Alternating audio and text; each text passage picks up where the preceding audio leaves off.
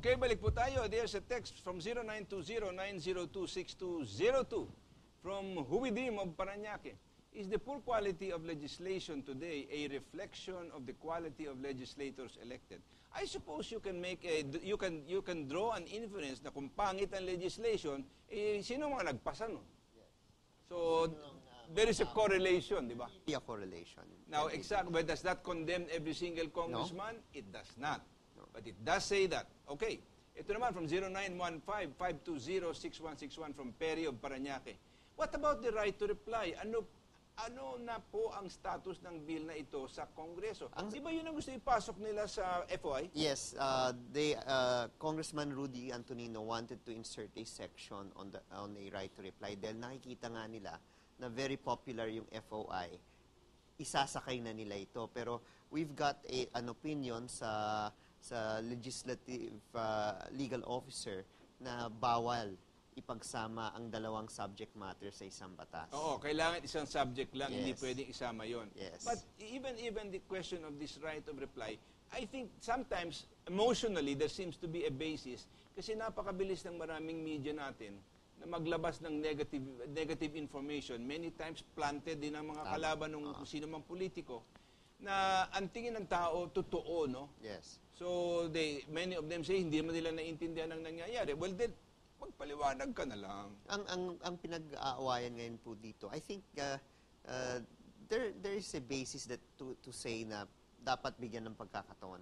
Pero to interfere on editorial matters, on where it should be, kung front page, tingin ko may konting kahirapan yan. Yeah, at saka you may not be guilty of any violation of criminal law, but the newspaper or the media is still entitled to say, I disagree with you, I think you're wrong.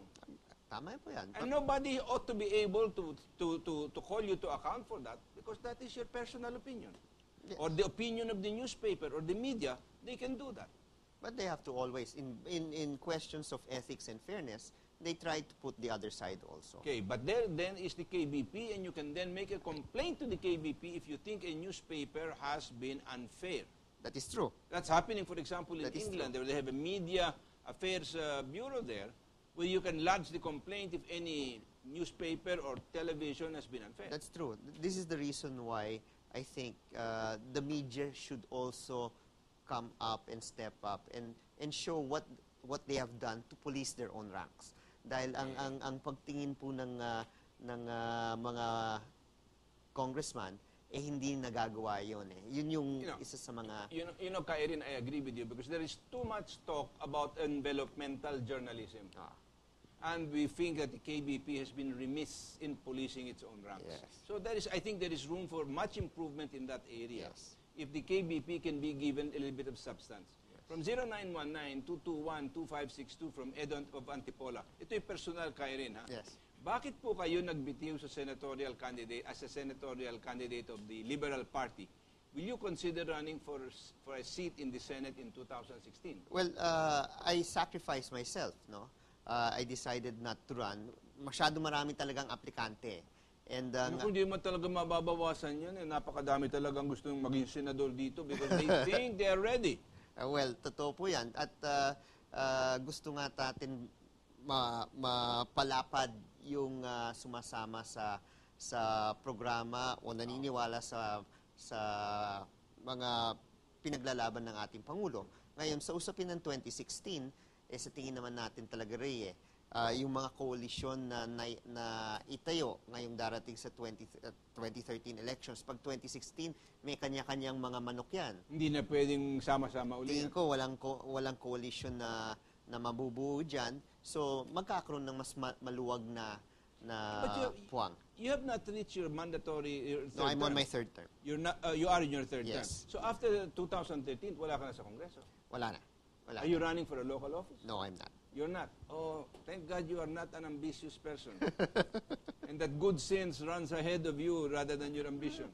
From 0939-411-2355 from Marites of Quezon City.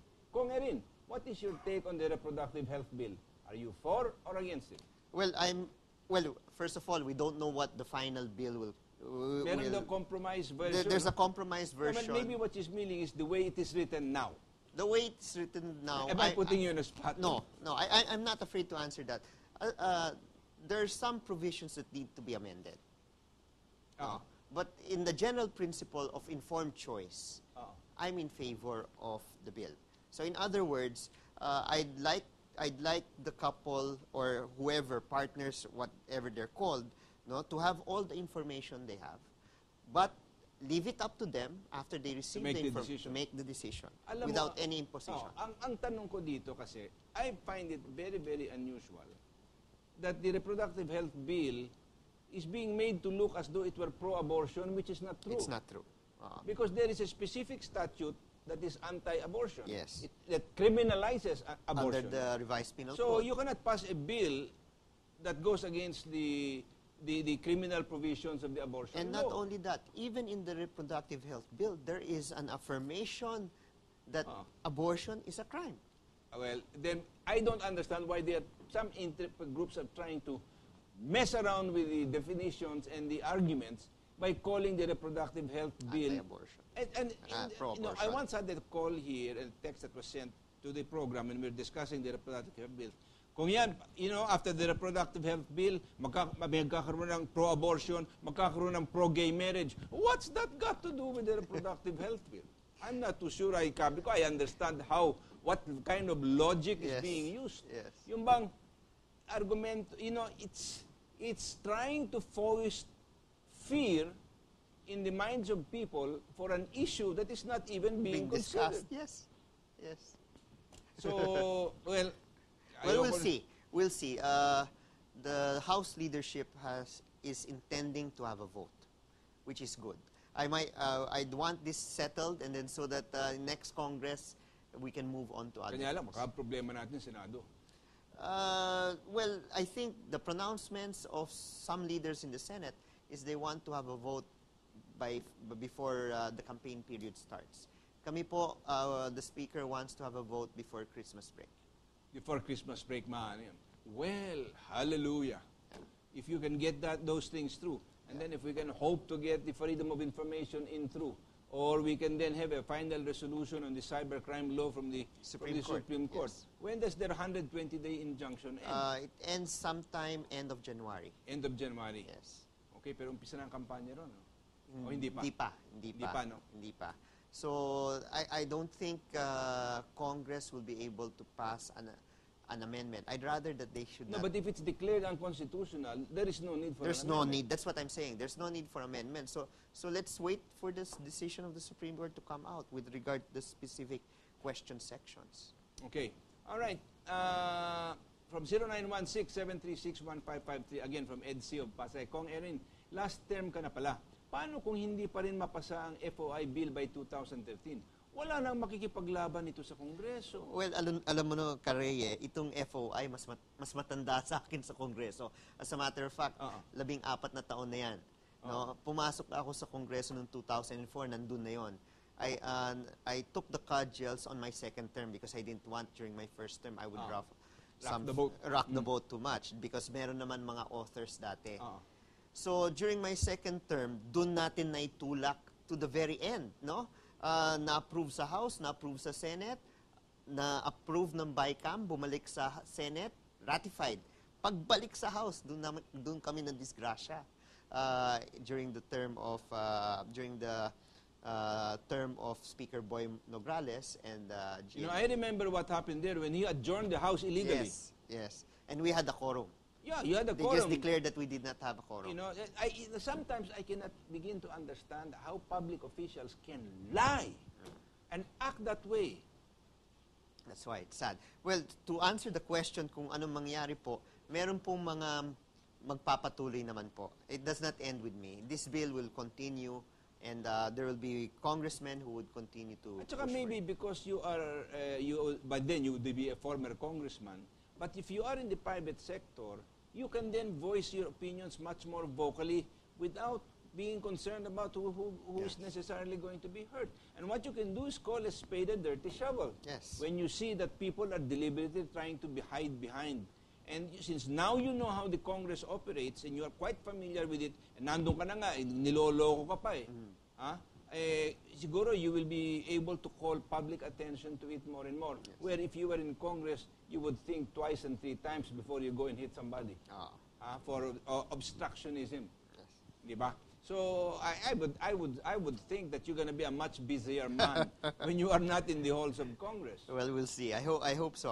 Like I said in my statement, I will continue with the advocacies that I've started before, during, and after. Pero anong gagawin mo sa 2016? Maski na wala na yung mga coalition na yon. Do you think you're going to go back to Congress or you're going to go to the Senate?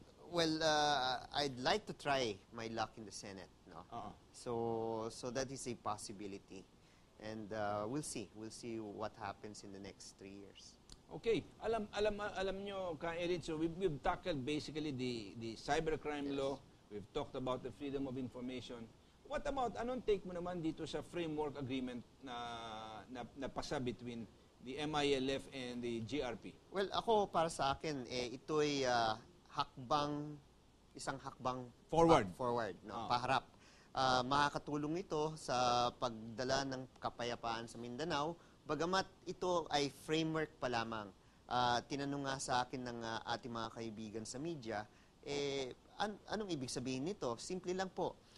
Kung anong mga hindi nakasama sa framework, hindi na pwedeng isingit na yan. No? So, limitado kung ano ang pinirmahan, yun ang pag-uusapan.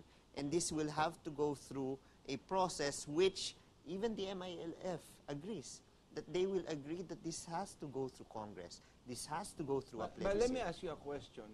The framework agreement is there. But because the annexes have never been disclosed, that means that you can include anything in the annex. No, as long as what is defined in the framework, what is to be discussed, then that limits the discussion. I don't think the annex will override what was discussed in the framework. Oh, but we have such excellent wordsmiths in this country. Well, we'll see. We'll see. They can make night look like day and day look like night. Let us be optimistic, and I think the fact that even the international community, even the OIC, who sent their representative, they're looking forward in pushing for this agreement. What has come out in the papers that Nur Mishwari daw tried to persuade Commander Bato to try to see what he could do to. Well, I wouldn't have that information. No, I always say that it is now. Total, hindi nangyari, no? Hindi nangyari. It is the duty of the MILF and the government panel to reach out to Nur. And inform him. This is what we're going to talk about is really from where you started, no? And they're not taking away that fact from me. They're not. So kailangan maintindihan ni Nur yan. Problema nga dito, problema is the ego. From 0919-221-2562 from Eda Bantipolo. Kong Erin, ano po ang stand niyo sa anti-dynasty bill which we wanted to take up? Alam mo, dapat pinag-uusapan. Ewan ko, takot na takot yung mga congressmen na magkaroon ng committee hearing. Dahil it is only with a committee hearing can we define what dynasty is. Ang ibig sabihin ba ng dynasty, bawal yung dalawang magkapatid sa Senado o dalawang magkapatid sa Konseho o mag-asawa, mayor, vice mayor, no? Well, I've heard some of these politicians, but I've heard some of these politicians say, I'm not going to deprive my son, my daughter, my wife, my cousin, their political rights to run for public office. But that is already contrary to what the Constitution declares. Ano ba? Sumumpa ka para panindigan ng saligang batas. But we have to try to define it. Yes, that has not been defined. I am not against defining it. Yes. But I am saying is they are running ahead of the problem. When you say, I will uphold my son or my wife or my daughter's political right, you are saying you put their political rights above the nation, above the greater good of the country. The Constitution, it was framed, recognized the great problem with respect to dynasty. Yes.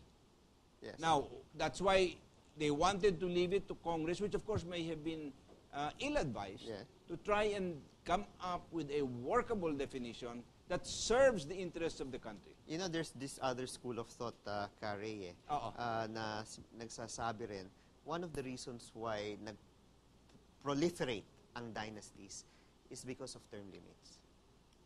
Well, that's beside the point. No, I'm just Diba? saying that the school of thought, that's why kung walang term limits, baka hindi nagkaroon ng ganito karami. Alam I'm mo. just saying what No, some I people agree are with what you are saying to some extent, except that I will say, if we had true, honest, Yes. and full of integrity elections, where people could trust that the vote count is legitimate, That is true.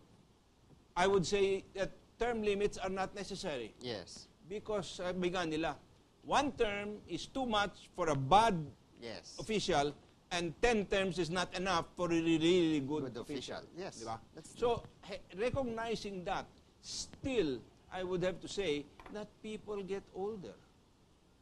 And sometimes they do not possess the same number of intellectual and emotional faculties to make them be able to handle the pressure and the load of that position. And this is where also political party and campaign reform is important. Yan. Because this help levels the playing field, no? At kung hindi natin makuha sa usapin ng sasabatas ng political dynasty, kailangan tulungan natin yung mga gustong tumakbo para mapantay pa lang naman natin yung labanan. Okay. Yun ang importante. From 0915-348-9025 from Lee Javier of Antique. Good evening, Sir Ray and Senator Tanyada. That's for you in 2016. It's selfish to control the space, but to show respect to well-studied legislation is a gratitude to James C. Maxwell, among other scientists. It's time to open up our minds using the cyberspace and other forms of social media and technology. Thanks, more power, Congress.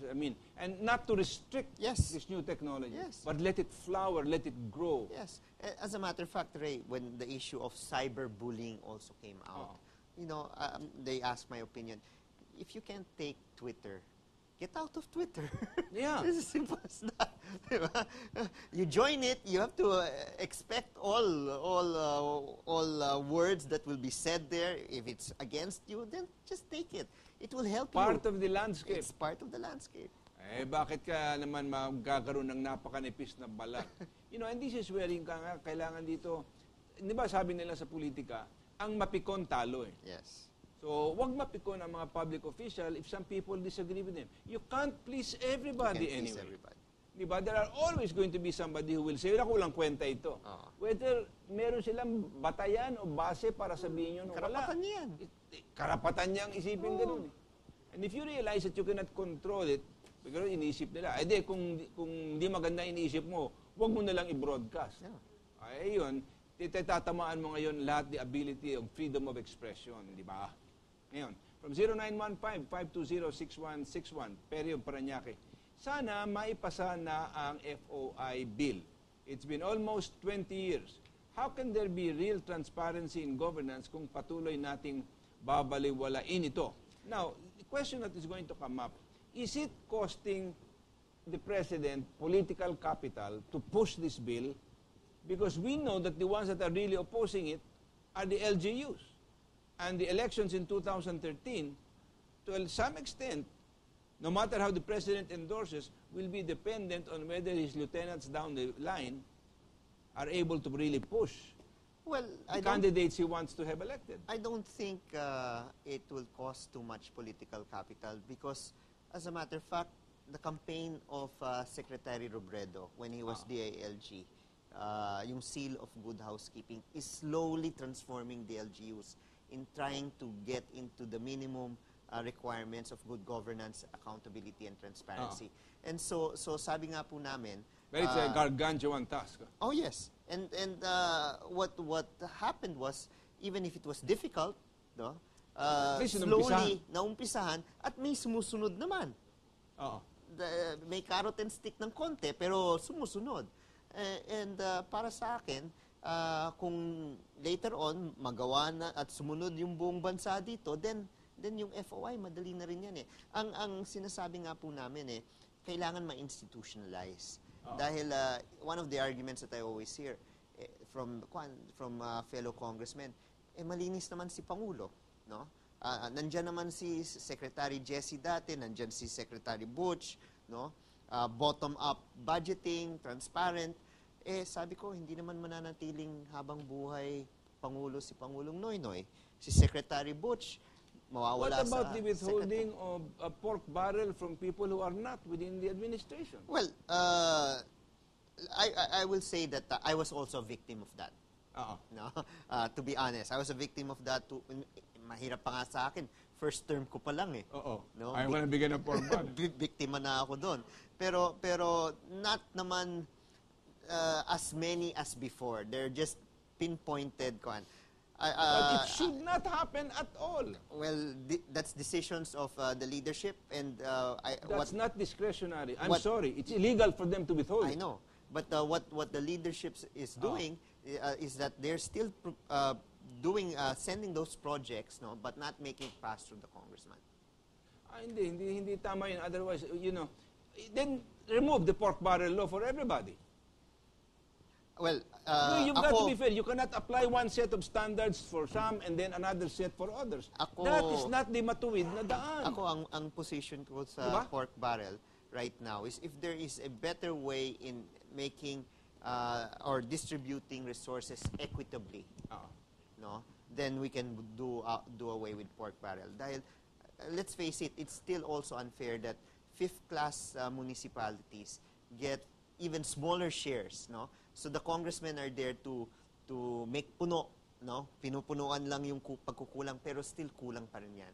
At yan ay importante I sa think atin. that kind of legislation is probably needed. I've always been in favor of a legislation that gives a floor ceiling in terms of what's going to go to that municipality or to that district. Yes. But we've run out of time as usual. Kaya rin, ako'y nagpapasalamat sa iyo. We tackle an awful lot of issues ngayong gabi. And I hope na liwanagan ng marami sa inyo nanonood dito sa atin at magkaroon kayo ngayon ng magandang pananaw at so you can appreciate that these issues are very, very important for the welfare of this nation, but also that the right action must come through without forgetting na meron din tayong pananagutan dito sa nangyayari sa ating bansa na ayusin din natin yung ating sariling bakuran. Para pagka tayo nagsasalita ng ganito, hindi sa sinasabi ko meron sa ating mga santo rito, wala po't lahat tayo nagkakamali, lahat tayo nagkukulang. But let us just try to and strive to do the very best we can by God's grace doon sa ating lugar ng pananagutan bago tayo kumilos sa ibang lugar. Thanks again for being with us, and we hope that you will not or that you will be back here again Of course. In the future. And God bless you, because this is going to be the end of your term in Congress. But maybe in 2013, we will call on you more often to give your commentaries as to what's happening in our legislative bodies. Salamat po sa inyo, and God bless you. We'll see you next week. Maraming salamat.